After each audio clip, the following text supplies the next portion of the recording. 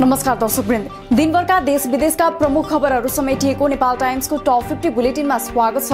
म रश्मिता उदास। सुरु गरौं आजका प्रमुख खबरहरू। नेपालमा गएको 24 घण्टामा थप 2525 जनामा कोरोना संक्रमण पुष्टि हुँदा 2086 जना डिस्चार्ज। हाल देशभर 38250 सक्रिय संक्रमित।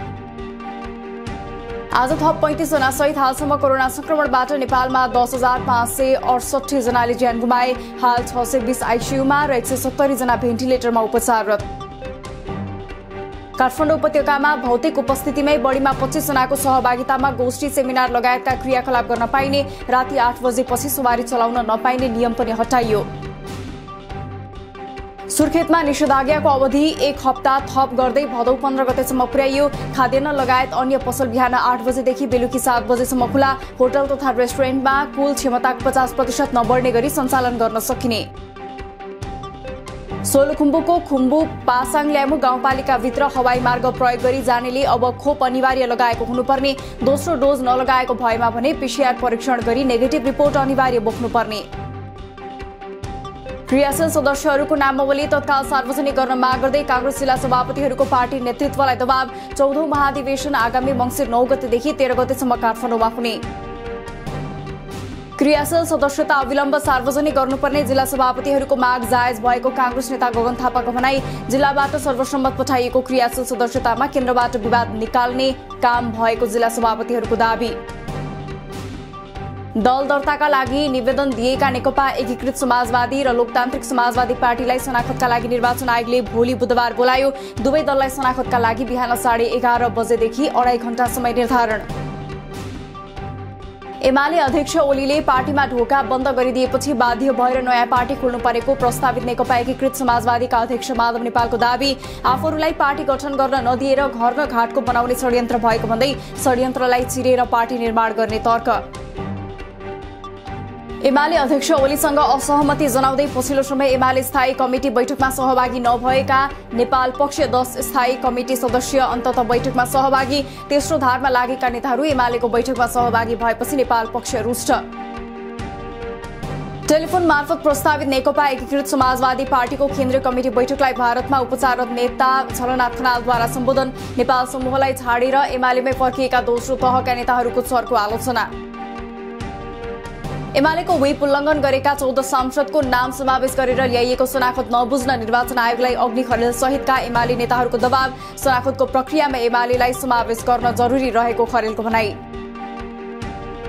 लुम्बिनी प्रदेश सरकारलाई मान्यता दिन नसक्ने एमालेको प्रश्नोक्ति। मुख्यमन्त्री केसीले सोमबार विश्वासको मत लिने समयमा प्रदेशसभा बैठकमा सहभागिता नजनाएको एमाले संसदीय दलले सरकारलाई वैधानिकता नदिने।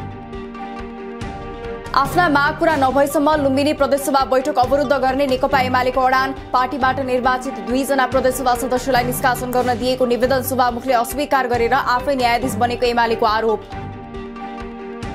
प्रदेश 1 मा कमजोर बन्यो माधव नेपालको पार्टी। पार्टी विभाजनपछि नेपाललाई विगतदेखि नै साथ दिँदै आएका सांसदहरू समेत अलमलमा। अहिलेको शासन प्रणालीलाई मुलुकले धान्न नसक्ने राप्रपा अध्यक्ष कमल थापाको तर्क।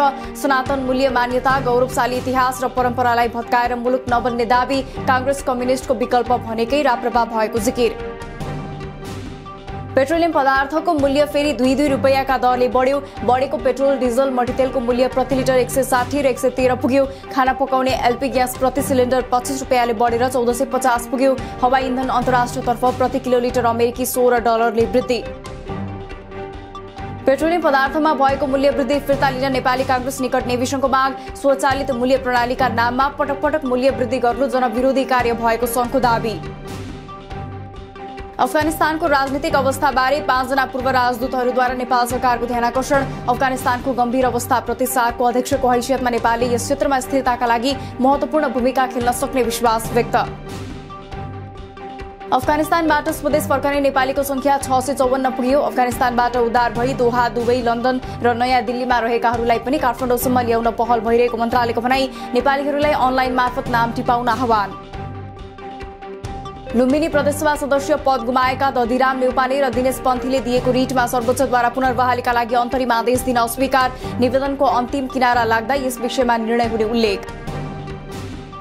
विद्युत प्राधिकरणका कार्यकारी निर्देशक कुलमान घिसिङको नियुक्ति विरुद्ध परेको निवेदनमा अन्तरिम आदेश दिन सर्वोच्चद्वारा अस्वीकार, नियुक्ति सम्बन्धी फाइल पेश गर्न आदेश जारी।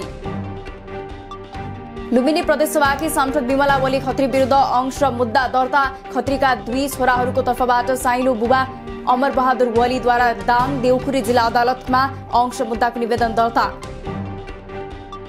कक्षा 12 को परीक्षा छिटोभन्दा छिटो भौतिक रूपमा नै लिने व्यवस्था गर्न संसदीय समितिको सरकारलाई निर्देशन, ट्युसन फी मात्रै लिएर इन्जिनियरिङ विद्यार्थीहरूलाई परीक्षा दिने व्यवस्था गर्न सचेत।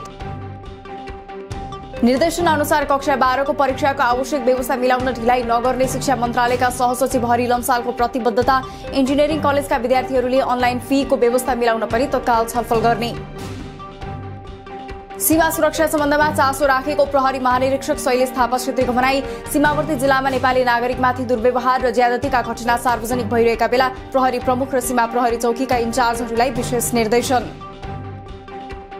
चिकित्सा शिक्षा आयोगले तोकेको कोटाभन्दा कम विद्यार्थी उत्तीर्ण भएपछि नर्सिङ तथा प्यारामेडिक्स अध्ययन गराउने कलेज सञ्चालकहरूले बुझाए आयोगलाई चाबी, उत्तीर्ण प्राप्ताङ्कको प्रतिशत 50 बाट 35 मा झार्नुपर्ने माग। आज बागमती, गण्डकी, कर्णाली र सुदूरपश्चिम प्रदेशका केही ठाउँमा ठूलो पानी पर्ने सम्भावना, यो हप्ताभरि निरन्तर पानी पर्ने मौसमविदहरूको भनाई। धुन्चे स्याफ्रो सडक खण्ड अन्तर्गत भारखु डाँडामा पहिरो गएपछि रसुवागढी नाका जोड्ने सडक बन्द, सडक खुलाउने प्रयास जारी। अविरल वर्षाका कारण म्याग्दीको बेनी नगरपालिका 1 रत्ने चौरमा एक घर भत्कियो, पहिरोले मुस्ताङलाई जोड्ने राष्ट्रिय राजमार्ग बेनी जोमसुम सडक खण्ड पनि बन्द, पश्चिम म्याग्दी हुँदै जलजला ढोरपाटन भएर रुकुम जोड्ने सडक खण्ड पनि अवरुद्ध। 5 पोखरी थाङपाल गाउँपालिका 8 लाङ्गर्ची इन्द्रावती तेस्रो जलविद्युत आयोजनाको ड्याम साइटमा पहिरो निरन्तर खसिरहेकोले जोखिम बढ्दो, मेलम्ची भेताङ जोड्ने मोटर बाटोमा पनि क्षति, स्थानीयलाई आवाजावतमा समस्या। नेपाल चीन बीच व्यापारको एकमात्र पासाङ ल्याम्बु राजमार्ग पहिरोले सोमबार दिउँसोदेखि अवरुद्ध, सडक मंगलबार खुल्यो, सडक खुलेसँगै सोमबारदेखि रोकिएका दर्जनौं सवारी साधन गन्तव्यतर्फ लागे। रौतहटमा निर्दोष व्यक्तिको मोटरसाइकलमा लागु औषध राखिदिएर पक्राउ गरेको घटनामा जिल्ला प्रहरी प्रमुख सिद्धि विक्रम शाहमाथि पनि छानबिन हुने, एसपी शाह आफै घटनामा फस्टे भएपछि सबै दोष सहनीमाथि थुपारेको हुन सक्ने आशंका। सप्तरीमा रोकिरहेको तेल ट्याङ्करलाई ट्रकले ठक्कर दिएर भएको दुर्घटनामा 9 वर्षीय एक बालिकाको मृत्यु, दुर्घटनामा अन्य 3 जना घाइते, ट्रक र ट्याङ्कर नियन्त्रणमा लिए पनि चालक भने फरार। मोरङको मिक्लाजुङमा पारिवारिक झगडा मिलाउन गएका धनराज लिम्बुको हत्या गरेको आरोपमा 4 जना पक्राउ, पारिवारिक विवादमा बाहिरका मान्छे प्रवेश गरेको भन्दै आक्रमण भएपछि गम्भीर घाइते लिम्बुको उपचारको क्रममा शनिबार मृत्यु। धनुषामा आफ्नै बुबा र श्रीमतीको हत्या आरोपमा 1 जना पक्राउ, केही दिन अघि वैदेशिक रोजगारीबाट फर्केका भागेश्वर मण्डलद्वारा पारिवारिक विवादका कारण आफ्नै बुबा र श्रीमतीलाई मारी छिमेकीको बगैँचामा खाल्डो खनेर गाडेको स्वीकार। सर्लाहीको लालबन्दी नगरपालिका 17 रानीगञ्ज घर भएकी 14 वर्षीय प्रियङ्का भुजेलको हत्यामा संलग्न 2 जनालाई प्रहरीद्वारा सार्वजनिक, किशोरीलाई बलात्कारपछि हत्या गरेको 19 वर्षीय कृष्ण शाह र अनिश दाहालद्वारा स्वीकार।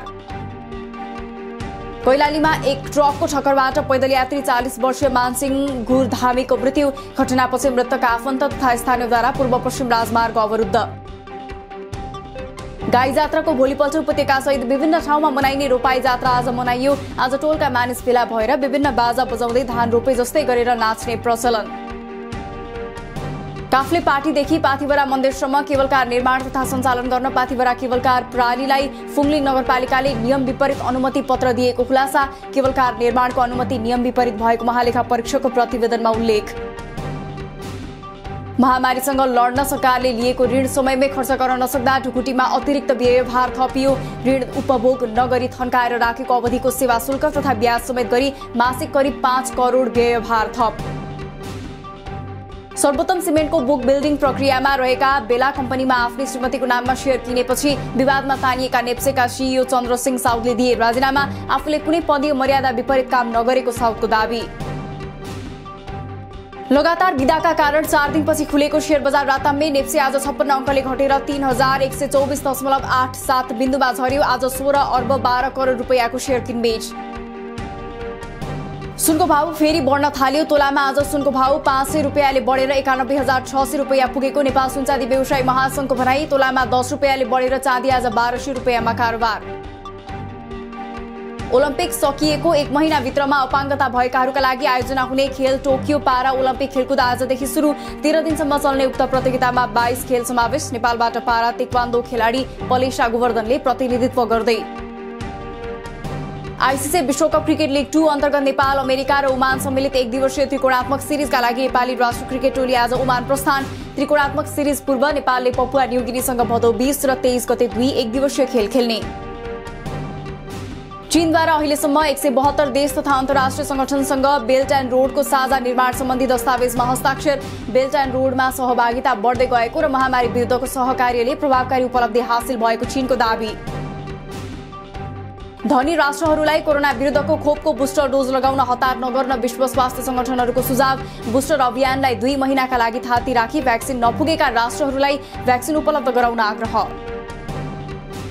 फाइजर र बायोएनटेकले विकास गरेको कोरोना विरुद्धको खोपलाई अमेरिकाले दियो पूर्ण अनुमति। 3 साताको अन्तरमा 2 डोज लगाउनु पर्ने यो खोप 16 वर्षभन्दा माथिका सबै मानिसलाई लगाउन सकिने।